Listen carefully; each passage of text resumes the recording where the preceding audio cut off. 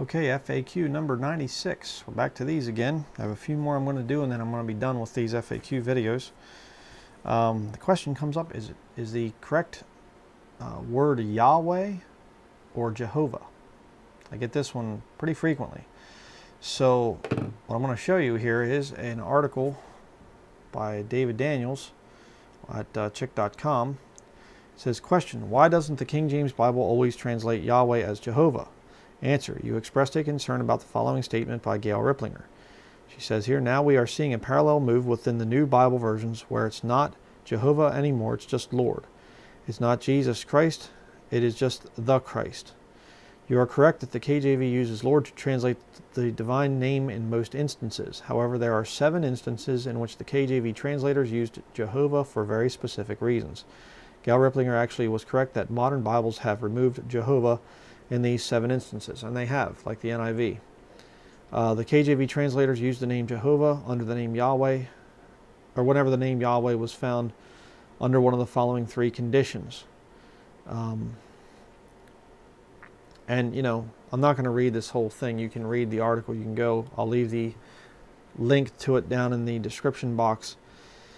But, you know, for sake of time, these are short answers to people's questions. You know, again, we have this situation where why would the translators say it a certain way? Well, because I believe God directed them. I don't believe that the King James Bible was re-inspired or somehow whatever. You know, I believe it was preserved down through the centuries as inspired copies, and then the translation itself was inspired because of that inspiration that goes back through. Not because it was somehow newly inspired or something. It's just that it was providentially preserved, and that inspiration carried through those Greek manuscripts and some of the other translations that preceded the King James, and then the King James itself. God's stamp of approval is upon this book, in other words. And again, you say, but I think it could have been translated. Okay, then throw out the King James Bible. See, what's your final authority? My final authority, when I stand up and I preach and I teach people the Word of God, it's this King James Bible. I don't say, well, I believe the King James Bible, except for where it says Jehovah, it should be Yahweh. No. And my speech is founded upon this book. This book says Jehovah. I don't say Yahweh. Okay?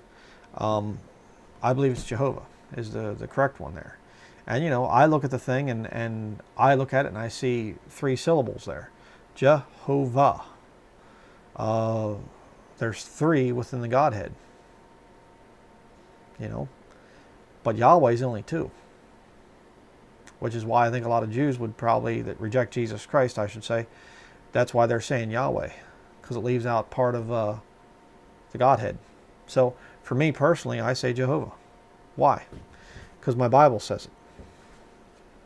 That's pretty much how I'd answer that one.